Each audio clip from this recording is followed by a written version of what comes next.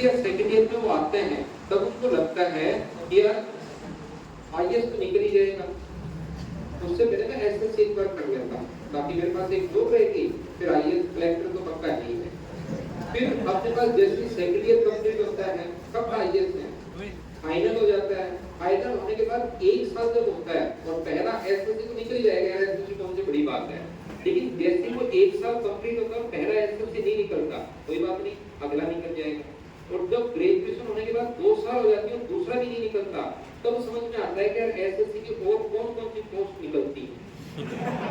फिर समझ में आता है सीएचएसएल भी निकलती है, तो इसमें तो मेरा हो नहीं रहा है, मैं सीएचएसएल में तो अप्लाई करके देखूं। फिर सीएचएसएल में भी काफी बार प्रॉब्लम आ जाती है, फिर सोचते हैं यार एमटीएस में तो हो ही जाएगा, है ना। फिर सर पूछने आते हैं बच्चे सर एमटीएस कैसी जॉब है, तो 2 टाइप के बच्चे होते हैं, जो फर्स्ट ईयर में है ना, फर्स्ट ईयर या सेकंड ईयर जिनकी कॉलेज चल रही है, उनको लगता है कि इतना सारा मैं कैसे याद कर पाऊंगा। और दूसरा टाइप का वो बच्चा है जो ग्रेजुएशन करके 1 या 2 साल हो चुके हैं, उनको लगता है कि सर आप ये गारंटी ले दो कि इससे बाहर नहीं आएगा, इतना पढ़ा दो और उसके बाद उसको रटने का और उसको याद करने का काम मेरा है, तो मैं दूसरे वाले बच्चों को लेकर चल रहा हूं। ध्यान रखना, ये मैं गारंटी ले सकता हूँ कि जो मैंने पढ़ा दिया ना उससे बाहर एक सिंगल क्वेश्चन नहीं आएगा, लेकिन उसको याद करने का काम आपका होगा। क्योंकि अभी फर्स्ट ईयर या सेकंड ईयर में जो बच्चा ना उसको लगता है इतनी चीजें कैसे याद होंगी, और जो ग्रेजुएशन करके जिसके 2 साल या 3 साल निकल चुके हैं उनको लगता है कि यार मेरा 1 साल खराब नहीं हो गया है, बाहर से क्वेश्चन नहीं आना कि आपको सिलेबस बता दो, फिर याद करने का काम मेरा है।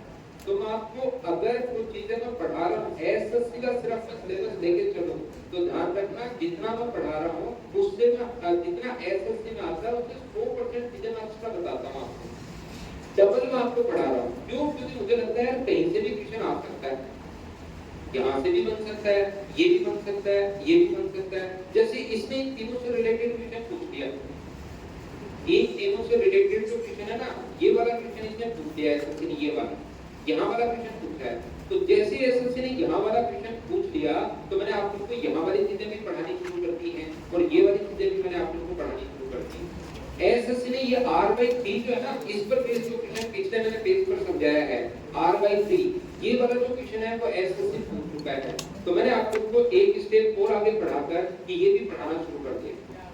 हाँ, ये क्वेश्चन आज तक पूछा नहीं गया है, लेकिन मैंने आप लोगों को बताना शुरू कर दिया, क्या पता अचानक से वो पूछ रहे हैं। हाँ ना, वो तो क्या समझ पा रहे हो क्या?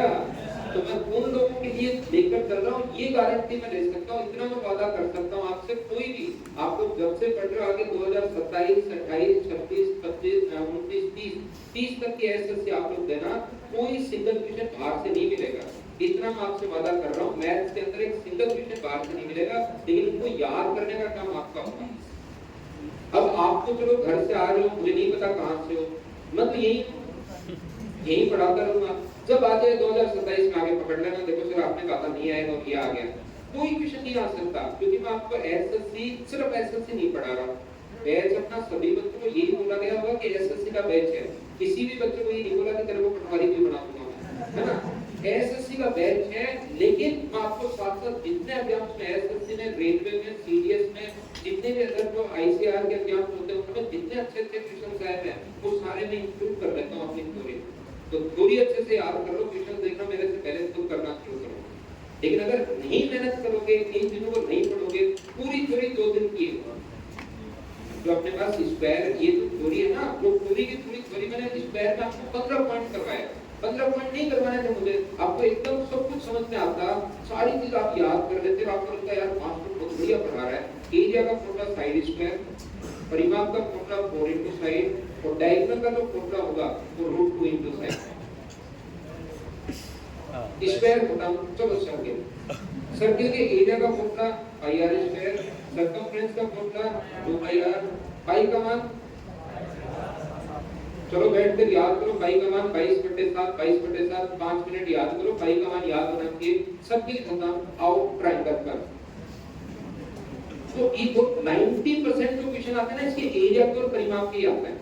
आप एसएससी पीवाई को उठाकर देखना, 80-90% क्वेश्चन जितने ही मिलेंगे, लेकिन उन 10% एक्स्ट्रा क्वेश्चन के लिए मुझे सर के लिए इतना बड़ा पढ़ाना पड़ रहा है। कल भी मैंने कितनी चीजें बताई थी, आज में मैं बता रहा हूँ, और स्क्वायर देखो मैंने कितने पॉइंट पढ़ाए, और स्क्वायर के सिर्फ और सिर्फ मैं इतना ही बताता तो ऐसा हो ही नहीं सकता था आपके समझ में नहीं आता। ये 100% मैं तो आपको लगता बढ़िया पढ़ा रहा है, सब कुछ मुझे तो आ रहा है, लेकिन ये चीज़ पहले से ही आ रही है आपको। यहाँ 45,000 का थोड़ा बहुत फायदा भी तो होना चाहिए ना, ताकि और सिलेक्शन उसी का होता है जो 10% चीजें पढ़ता है, ये 80-90% चीजें तो सबको ही आएंगी। तो इसलिए मेहनत करो, दिमाग को बताओ कि याद करनी पड़ेगी। अब नहीं करोगे, ग्रेजुएशन होने के बाद करनी पड़ेगी, जैसे ग्रेजुएशन आपकी कंप्लीट हो जाएगी उसके बाद करनी पड़ेगी, करना तो पड़ेगा, ठीक है। मेरी बात का बुरा माना करो, पढ़ा करो मान के बुरा, कि मैं बुरा मान के ऐसा क्यों पढ़ूंगा, बुरा मैंने आपको बुरा तो मैंने बोला भी नहीं होगा, तो समझाने के लिए बोलता हूँ, ऐसे थोड़ा बोलता हूँ तेरी हिम्मत कैसे भी क्वेश्चन पूछने की, ऐसे बोलूंगा तो आप जरूर बुरा मानोगे। मैं हमेशा आप दूर डाक से बात करता हूँ, हमेशा आप कह के बात करता हूँ, सारी चीज आपको समझाने के लिए मैं बात करता हूँ। बाकी ऐसे थोड़ा ना कि यार मैंने आपको कुछ बोला हो कि तुम्हें इतना भी नहीं आता क्या, ये तो आना ही चाहिए और बचपन में पढ़े होते, ऐसे तो बात बोलता ही। देखो यहाँ पर इसके बाद अपने पास यहाँ से एक चीज और चाहो तो याद कर लो, इसके साथ साथ वैसे आपका तो आया तो नहीं है, लेकिन चाहो तो याद कर सकते हो। मुझे आप लोग बताइए, ये जो अपने पास सर्किल बनाया इसकी रेडियस कितनी होगी?